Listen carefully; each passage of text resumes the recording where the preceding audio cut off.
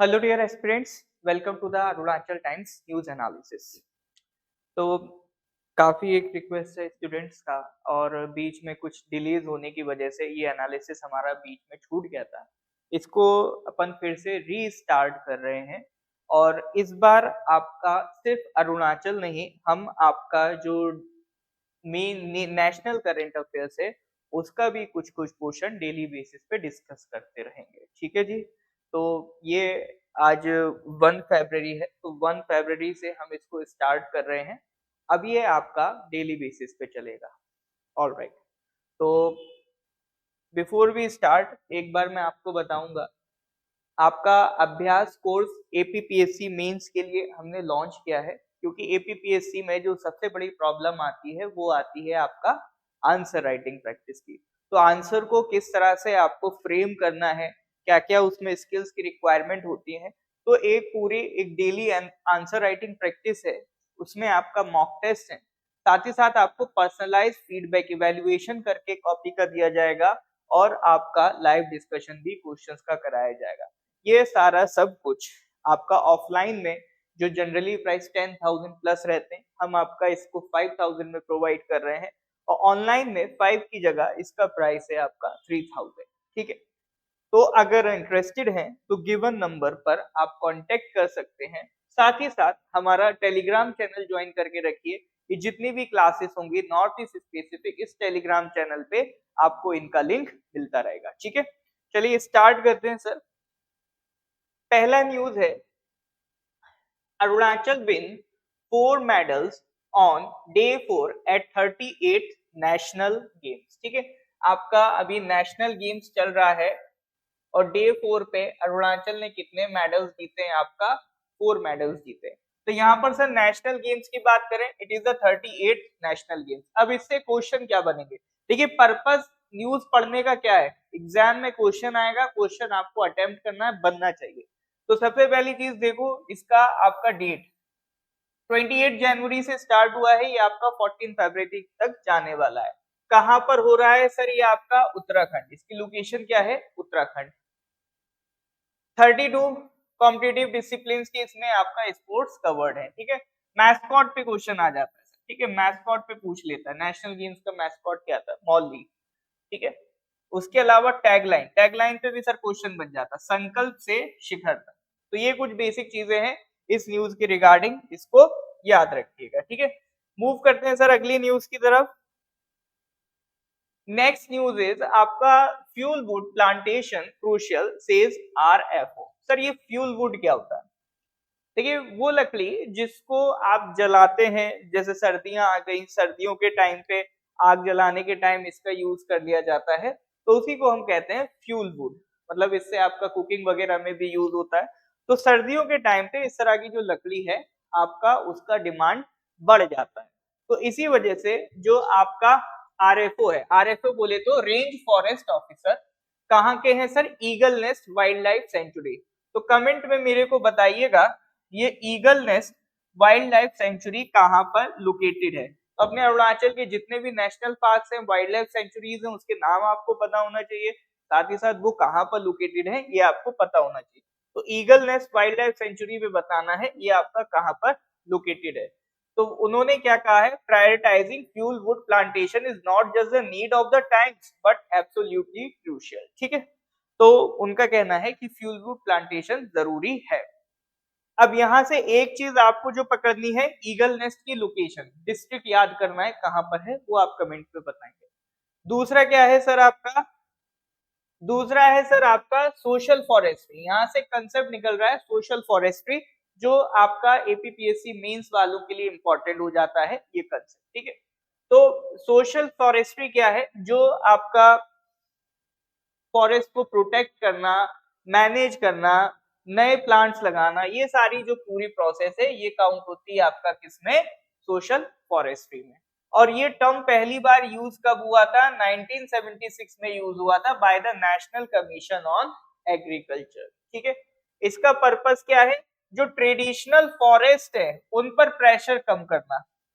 यानी होता क्या, देखो हमें आग जलाने के लिए लकड़ी चाहिए, तो अगर कुछ ऐसे ट्रेडिशनल फॉरेस्ट होते हैं, लोगों को कोई फॉरेस्ट नहीं मिल रही, जंगलों लकड़ी नहीं मिल रही, तो वो ट्रेडिशनल फॉरेस्ट की लकड़ी यूज करने लगेंगे।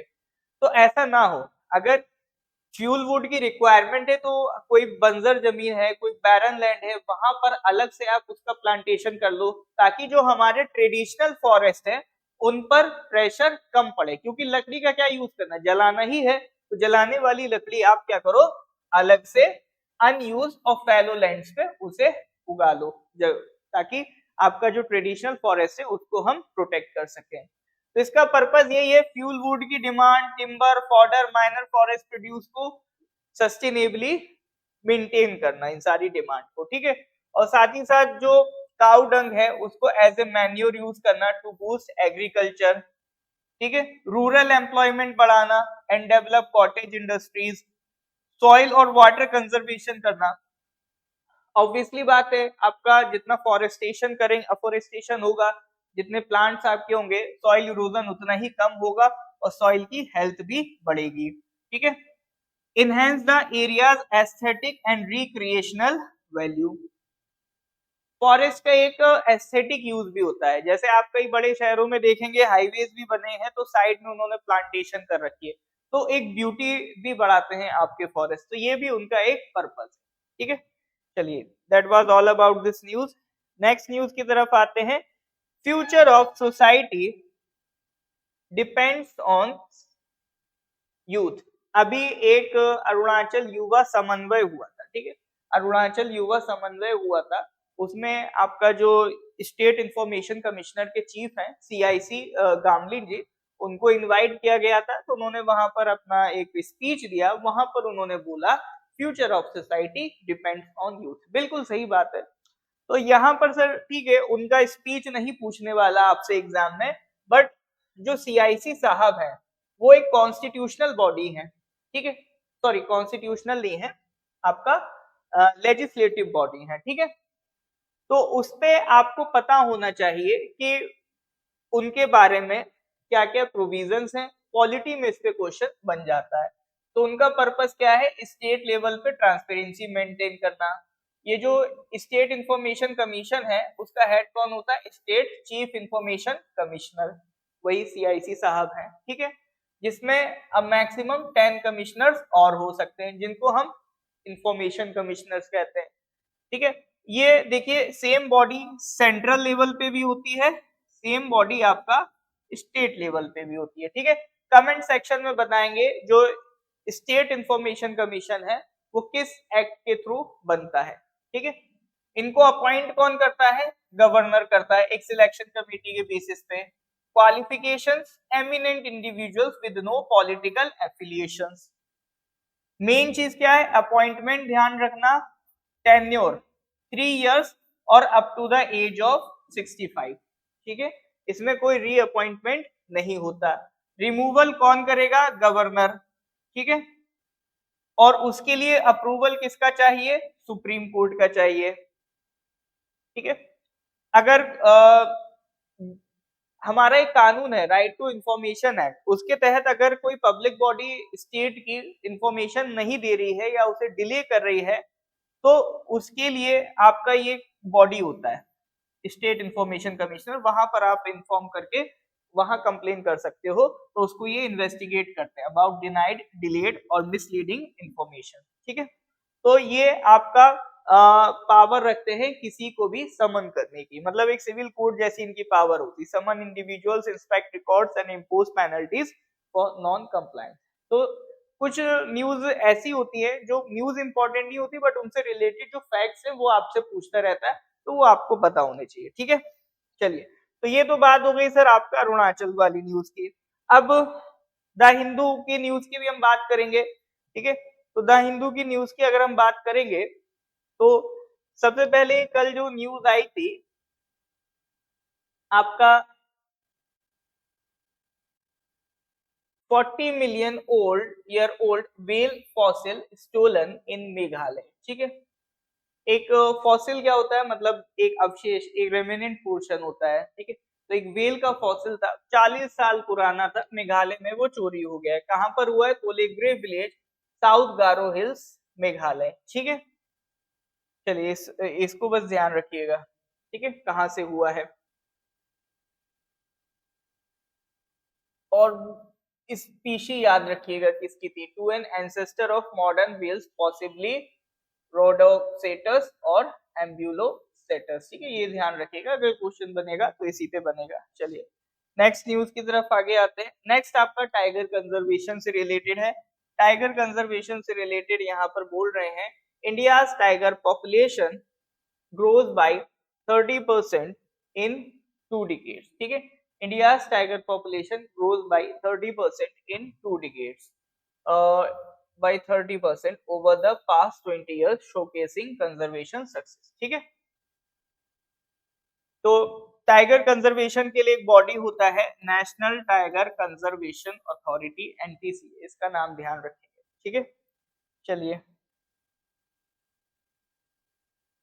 नेक्स्ट आपका है news, it is regarding opioids. Opioids क्या होते हैं, ठीक है। FDA approves non-addictive painkiller suzetrigine to combat opioid crisis, ठीक है, यहाँ लिखा है opioid crisis। चलिए कहना क्या चाह रहे हैं सर वो, तो ये एक पेन किलर है सुजेट्रिजिन, ये क्या है सर, एक पेन किलर है, ठीक है। ओपियोइड एक बीमारी आप समझ लो, उससे लड़ने के लिए एक नॉन एडिक्टिव पेन किलर को अप्रूवल मिला है, ठीक है। नॉन एडिक्टिव मतलब कुछ ऐसे भी पेन किलर्स हैं जिनको आप खाओगे तो बार बार आपकी आदत पड़ जाएगी कि जब तक फिर उनको नहीं लोगे आप तो आपको आराम नहीं मिलेगा, तो ये अपने आप में नुकसानदायक होते हैं, तो इसीलिए इसको अप्रूवल मिला है। किसको मिला है, सिजेट्रिगिन को मिला है, to combat opioid crisis. Opioid क्या है, pain relieving drugs like morphine, oxycodone and fentanyl, known for their addictive euphoric effects, ठीक है, ये आपका कुछ एडिक्टिव होते हैं, इनसे लड़ने के लिए आपका सिजेट्रिगिन बनाया, ठीक है। ये क्या करता है, पेन सिग्नल को ब्लॉक कर देता है नर्व लेवल पे, ब्रेन के पहुंचने से पहले, तो उनमें जो आपका पेन होता है ये उसको कंट्रोल करने के काम आता है, ठीक है। चलिए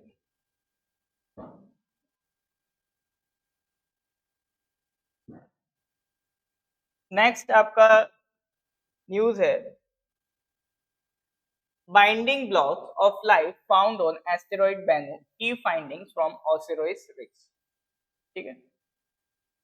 आपका ओसिरिस रिक्स क्या है, एक मिशन है जिसमें एस्टेरॉइड सैंपल्स को return include returning pristine asteroid samples and analyzing their composition for clues about the origin of life। देखो इसमें कुल मिला के क्या याद रखना है, वेनु याद रखना है, ठीक है।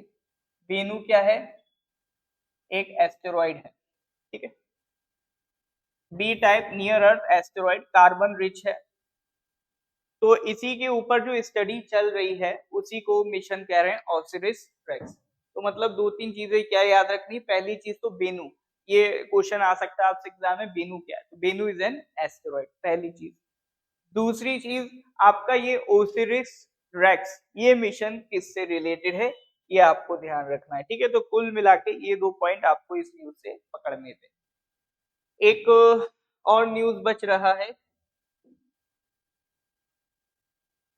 लास्ट न्यूज है, Sachin Tendulkar to get BCCI lifetime achievement award, ठीक है। तो इस तरह के क्वेश्चन आपके एग्जाम में आते रहते हैं, खासतौर से एपीएसएस भी इस तरह के क्वेश्चन पूछता रहता है कि life time achievement award BCCI का किसको मिल रहा है, सचिन तेंदुलकर। खासतौर से अगर कोई बड़ी पर्सनालिटी इन्वॉल्व है तो क्वेश्चन बन जाता है, जैसे सचिन तेंदुलकर को जब इलेक्शन कमिश्नर का एम्बेसडर बनाया गया था तब भी एपीएसएसबी ने क्वेश्चन पूछा था, ठीक है। तो इस तरह के क्वेश्चन आपके एग्जाम में करंट अफेयर्स में आते रहते हैं, को ध्यान रखिएगा, ठीक है।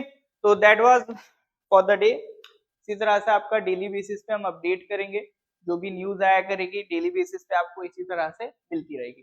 तो अच्छा लगा हो तो लाइक कर देंगे, शेयर कर देंगे अपने कलीग्स के साथ इसको, और चैनल को सब्सक्राइब कर दें। Thank you very much, have a nice day.